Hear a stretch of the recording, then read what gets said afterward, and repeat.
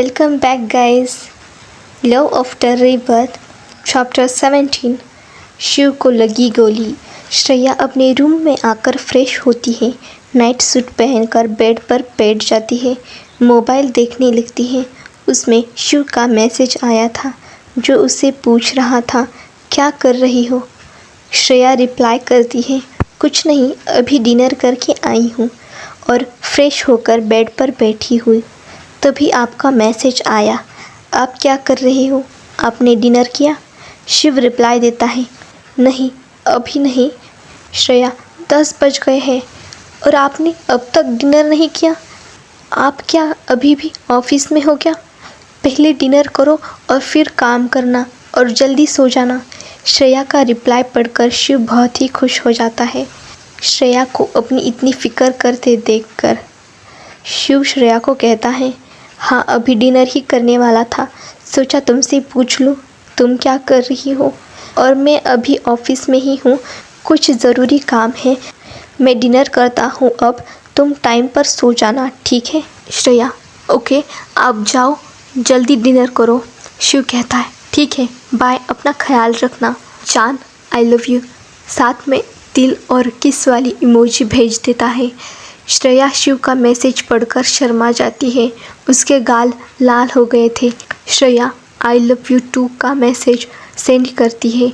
अपना phone side table पर रख कर बेड पर लेट जाती है और आज जो जो हुआ उसके बारे में सोचते हुए वो सो जाती है।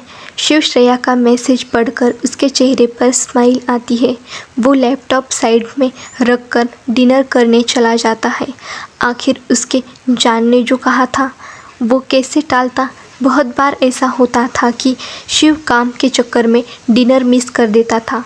वो बहुत ही वर्कोहोलिक था। रात के 11:30 बजे शिव और उसकी टीम समुंदर के किनारे पहुंच गई थी, जहां पर राका को ड्रग्स सप्लाई होने वाली थी और हत्यारों को फॉरेन में सप्लाई करने वाले थे।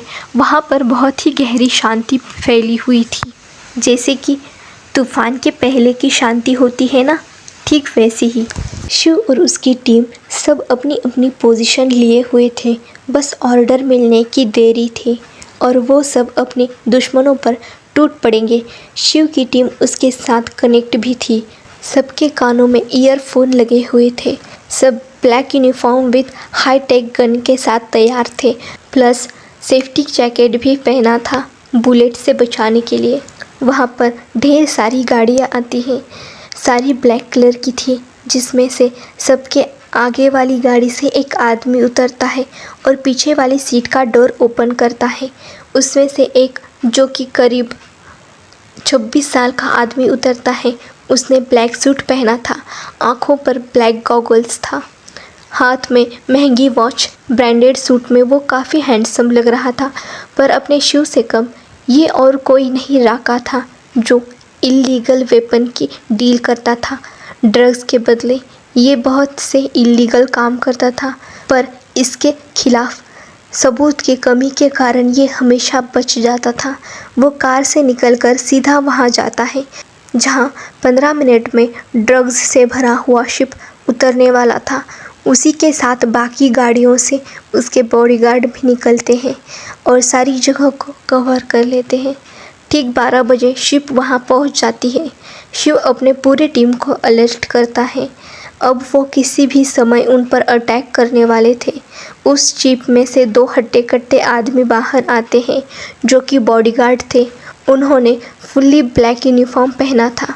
वो आदमी बाहर आकर जगह का मुआयना लेते हैं और किसी को मैसेज करते हैं।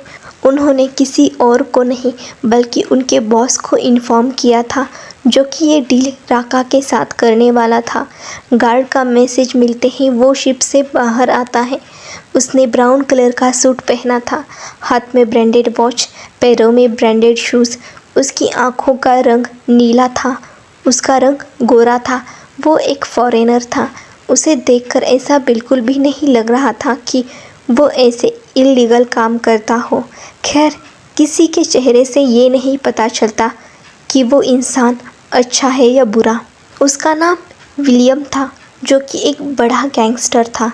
आज की डील दोनों के लिए मतलब राका और विलियम दोनों के लिए बहुत ही अहम थी, इसलिए वो कोई गलती नहीं करना चाहते थे।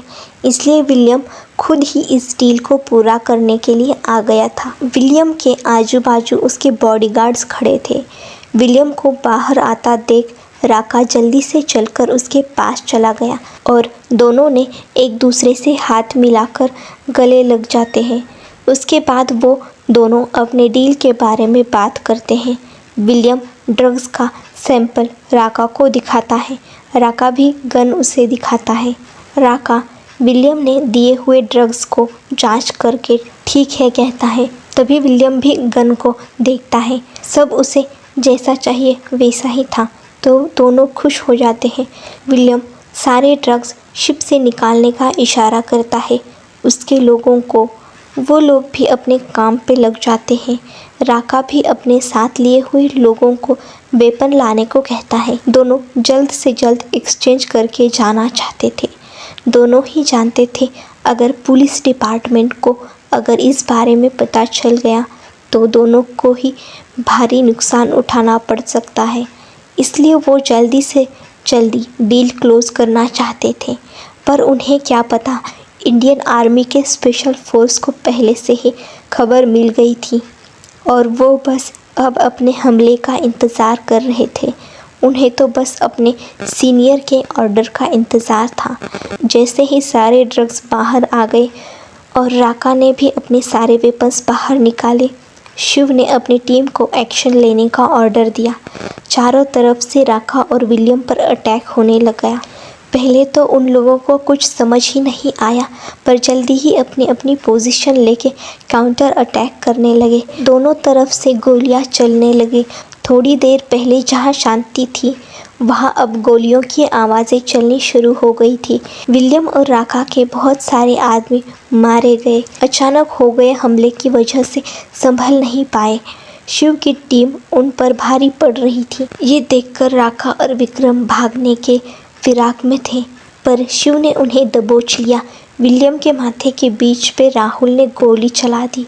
ये शिव का अंडरवर्ल्ड में राइट हैंड था। आप इसे असिस्टेंट भी कह सकते हैं और ये भी एक अंडरकवर ऑफिसर है। राका और शिव में बहुत ही भयंकर लड़ाई हो रही थी। कभी शिव उस पर भारी पड़ता तो कभी राका। शिव ने राका के पैरों और दोनों हाथों पे गोली चलाई जिससे राका ज़मीन पर गिर गया। तभी राका के असिस्टेंट ने राहुल को अपनी गोली का निशाना बनाया। जब शिव का उस पर ध्यान गया था तो वो जल्दी से दौड़कर राहुल को एक साइड धकेल दिया और नीचे पड़ी एक गन उठाकर राका के असिस्टेंट पर लगा दी। 4 गोली चलाई, वो वहीं पर मर गया। पर शिव के सीने में भी एक गोली लग गई जिससे शिव लड़खड़ाकर गिरने ही वाला था, तो राहुल ने उसे संभाल लिया। शिव के सीने में गोली लग गई थी। राका और शिव में लड़ाई हुई थी। तब शिव की सेफ्टी जैकेट निकल गई थी फाइटिंग में। शिव की हालत बहुत ही गंभीर थी। उसके सीने से लगातार खून बह रहा था। राहुल और पास खड़े हुए ऑफिसर ने जल्दी से शिव को उठाया और कार की तरफ दौड़ गए। बाकी के बचे हुए टीम को राहुल ने इंस्ट्रक्शन दिए कि इस ड्रग्स और वेपन को जब्त करो और पुलिस डिपार्टमेंट को इन्फॉर्म करो और इस राका को अपने बेस पर ले जाओ और इसकी अच्छी सी खातिरदारी करो। और फिर राहुल ने और उसके साथ और 2 ऑफिसर ने शिव को कार में बिठाकर कार हॉस्पिटल की तरफ बढ़ा दी। शिव को पहले ही 2 गोली उसके शोल्डर को छूकर निकल गई थी और एक उसके सीने के पास लगी थी। उसका खून बहुत ही बह गया था, इसलिए वो बेहोश हो गया था। राहुल कार के पीछे वाली सीट पर बैठा हुआ था। उसके गोद में शिव का सर था। उसकी आंखों से आंसू बह रहे थे। कोई अगर उसे देखता तो किसी को इस बात का विश्वास ही नहीं होता कि ये राहुल है, जो हमेशा अपने सख्त और कठोर बर्ताव के लिए जाना जाता है। राहुल एक अनाथ है। आज वो जिस भी पोजीशन पर था वो सब शिव और शिव की फैमिली की वजह से था और उसकी भी मेहनत थी। अगर वो मेहनत ही नहीं करता तो आज वो जिस पोजीशन पे है वहाँ नहीं होता। वो शिव को बहुत मानता था। उसे वो अपना बड़ा भाई मानता था। शिव भी उसे अपने छोटे भाई जैसा ही ट्रीट करता है, इसलिए उसके ऊपर की गोली खुद खा ली थी उसने। राहुल बेहोश शिव से कहता है, भाई ये आपने ठीक नहीं किया। अगर आपको कुछ हो जाए तो मैं क्या करूँगा और घर पर क्या बताऊँगा। नहीं नहीं, आपको कुछ नहीं हो सकता, आपको ठीक होना पड़ेगा, आप ज़रूर ठीक होंगे, मैं आपको कुछ नहीं होने दूँगा, आप हमेशा मेरे साथ रहेंगे, मेरे बड़े भाई बनकर। आज मैं जो कुछ भी हूँ सिर्फ आपकी वजह से। अगर आप मुझे अपने घर नहीं ले गए होते तो क्या पता मैं अभी ज़िंदा भी नहीं होता या कैसी ज़िंदगी जी रहा होता। वो ये सब कह ही रहा था, तभी उसकी कार हॉस्पिटल के आगे रुक जाती है। हॉस्पिटल में पहले से ही इन्फॉर्म किया था, सब तैयारी हो गई थी। ऑफिसर ने जल्दी से कार का बैक डोर खोला और बाहर खड़े वार्ड बॉय के हेल्प से शिव को बाहर निकाला और स्ट्रेचर पर लेटा दिया, जो पहले से ही शिव को ले जाने के लिए लाया गया था। राहुल भी जल्दी से अपने होश में आके कार से बाहर निकल गया। वो लोग स्ट्रेचर को धक्का देकर जल्दी से शिव को ओटी में ले गए, जहां ऑपरेशन की सारी तैयारी की गई थी। शिव के ओटी में ले जाते ही रेड लाइट चालू हो गई। डॉक्टर जल्दी से शिव का उपचार करने लगे। ओटी के बाहर राहुल वहीं लगे बेंच पर बैठ गया। उसके साथ आए 2 ऑफिसर्स भी वहीं पर बैठ गए। उन्हें राहुल की कंडीशन और उसकी मनस्थिति पता थी अभी कैसी है। वो उसे सांत्वना देते हैं, सब ठीक होगा, कहता है, चिंता मत करो, भगवान पर भरोसा रखो, सब ठीक हो जाएगा। राहुल कोई रिएक्ट ही नहीं करता, लगातार एक ही जगह घूर रहा था। वो लोग भी उसकी कंडीशन से अवगत थे, उसी के साथ वहाँ बैठ जाते हैं। समुंदर के किनारे सब पुलिस वालों ने अपने कंट्रोल में ले लिया था। सारे ड्रग्स और वेपन्स जब्त किए गए थे। राका को सीक्रेट जगह पर ले जाया गया था। अब सब अंडर कंट्रोल था। जो ऑफिसर उस टीम में थे वो सब रिपोर्ट करने के लिए हेडक्वार्टर चले गए। बाकी के सब अब पुलिस डिपार्टमेंट हैंडल करने वाले थे और उन्हें अच्छी तरह हैंडल भी कर लिया था। श्रेया का रूम। श्रेया पसीने से तरबतर थी। वो अपने बेड पर लेटी थी, उसकी आंखें बंद थी।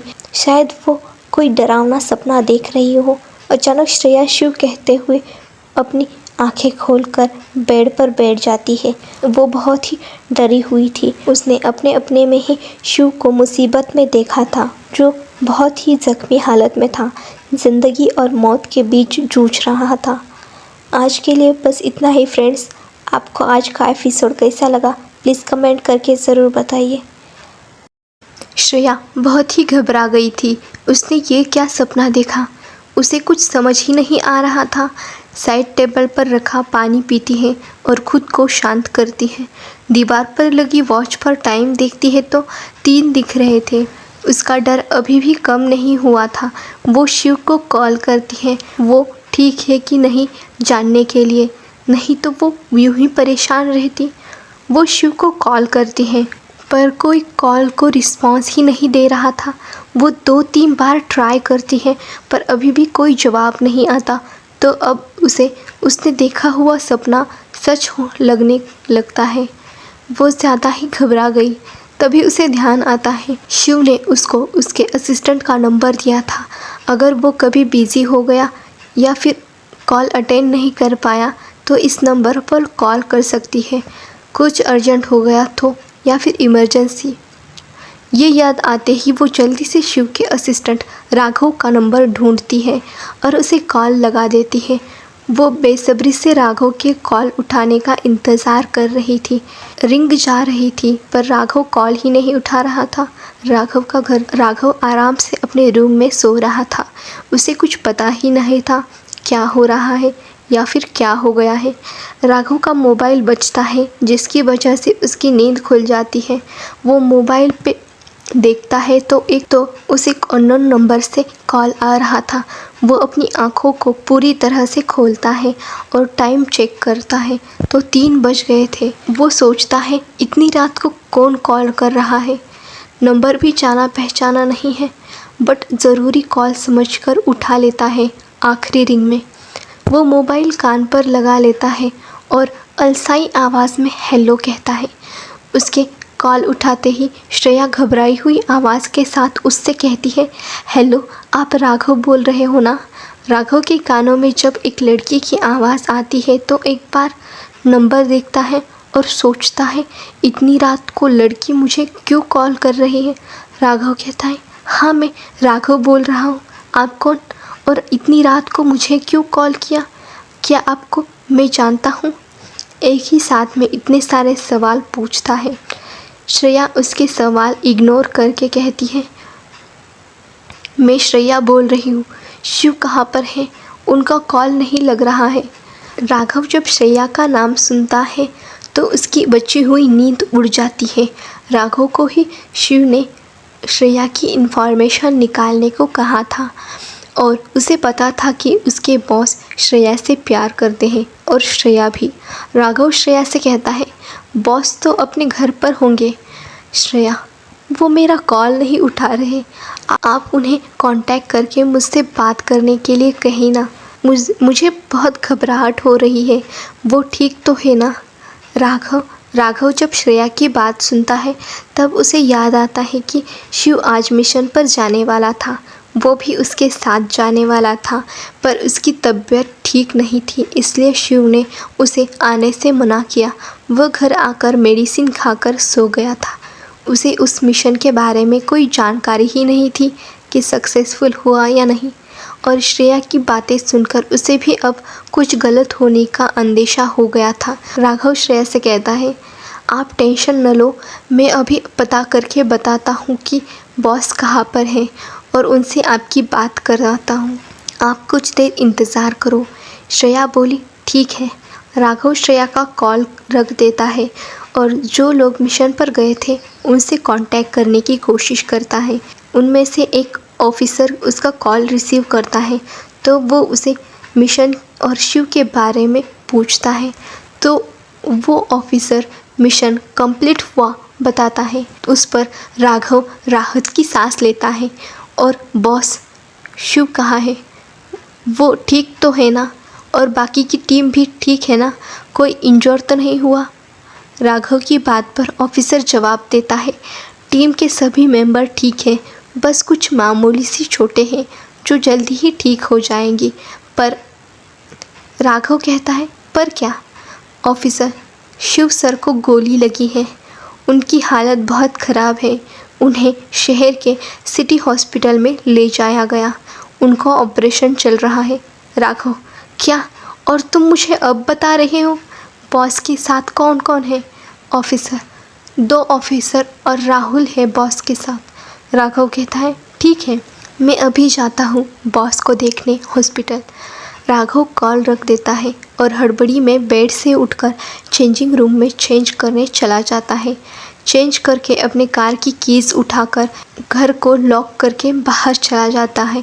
कार में बैठकर हॉस्पिटल की तरफ चलने लगता है। इन सब के चक्कर में वो श्रेया को इन्फॉर्म करना ही भूल गया था। मेहरा हाउस में श्रेया के रूम में श्रेया कमरे में इधर से उधर फिर रही थी और राघव की कॉल का इंतज़ार कर रही थी।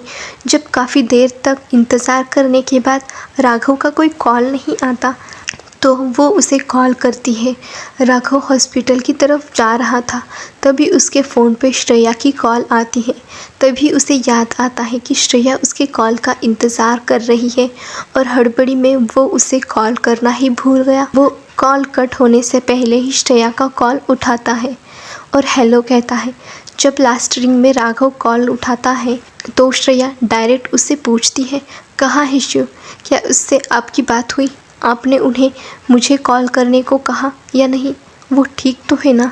श्रेया एक ही सांस में राघव पर इतने सारे सवाल दाग देती है। राघव जब श्रेया के इतने सारे सवाल सुनता है तो उसे कहता है, मैम आप शांत हो जाइए पहले, और वो श्रेया को अपने बॉस के लिए इतना परेशान होता देख उसे सब बताने का डिसाइड करता है।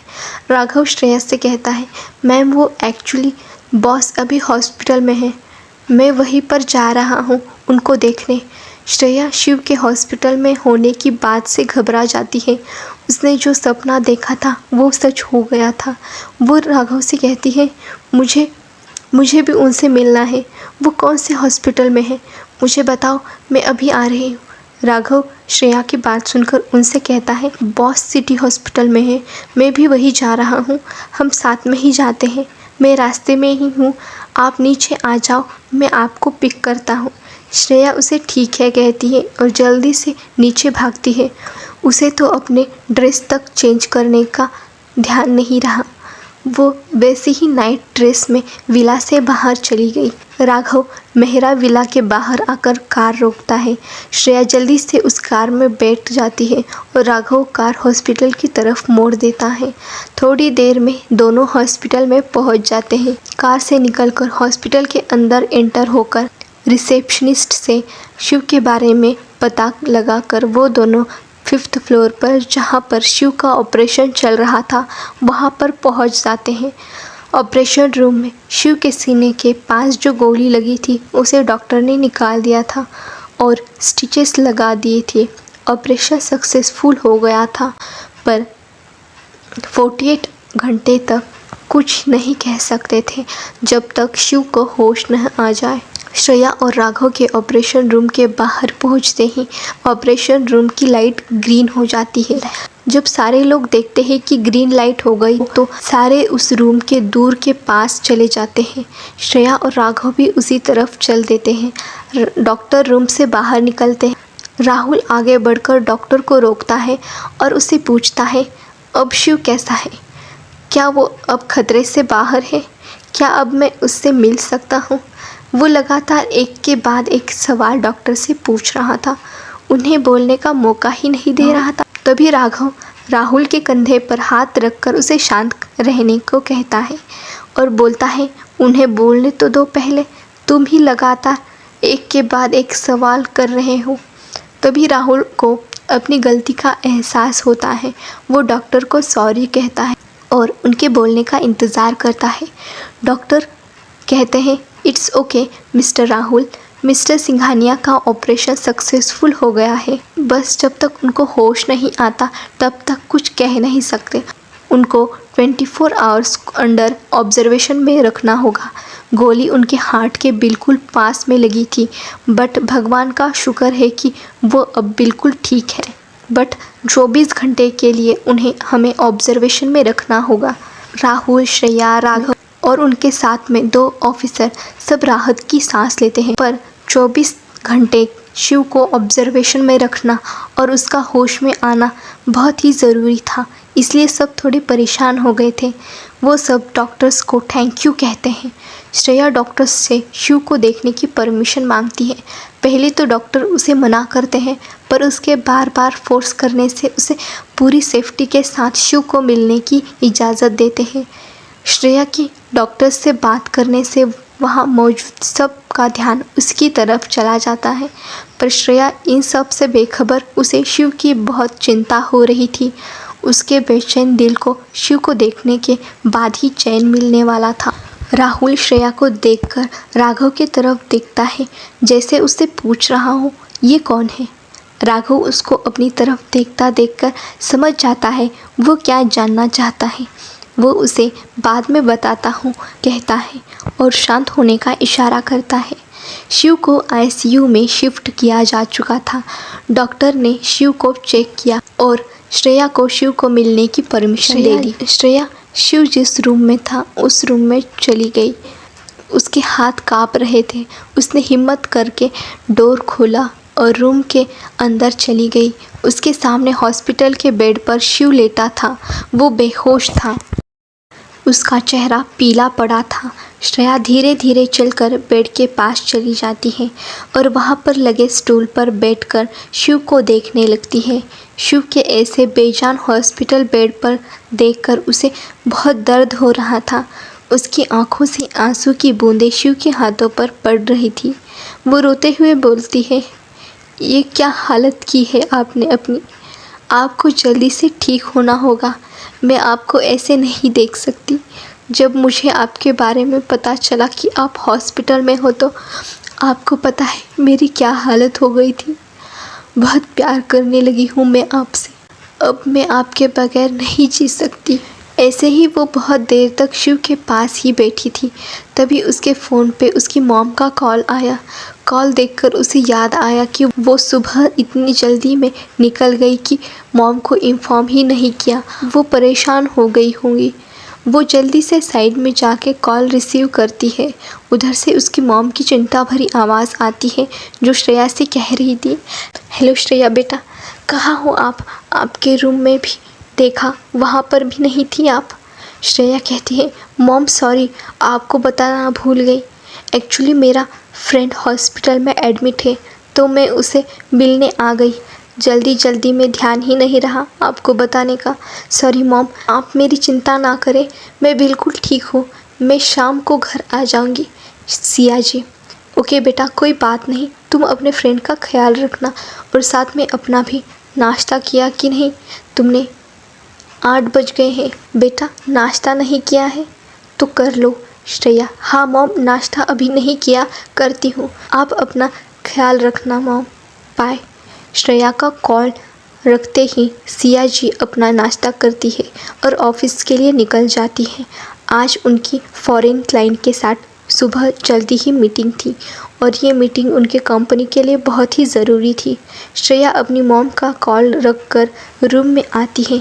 बालकनी में कॉल अटेंड करने के लिए गई थी तो देखती है कि राघव और उसके साथ एक और आदमी शिव को देख रहे हैं। दोनों ऑफिसर जा चुके थे।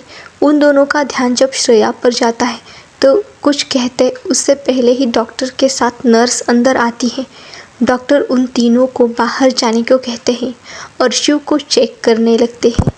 उसकी कंडीशन स्टेबल थी पर उसे अब तक होश नहीं आया था।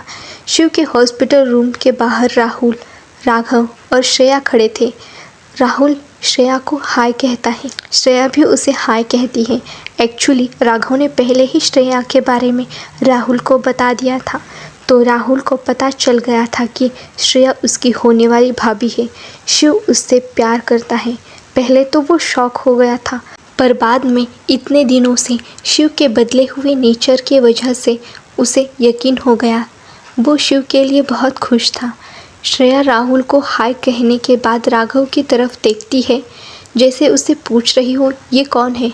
राघव श्रेया की सवाल भरी नज़रों को देखकर समझ जाता है श्रेया उससे पूछ रही है तो वो उसे राहुल का इंट्रोडक्शन करता है।